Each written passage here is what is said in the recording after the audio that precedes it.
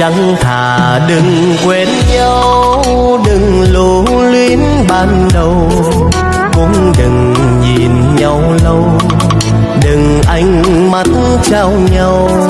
Chẳng thà ngày hôm nào đừng đưa đón nhau về, đừng tay nắm vai kề, bây giờ không phải đâu. Chẳng thà đừng yêu nhau, đừng biết đến ngọt ngào.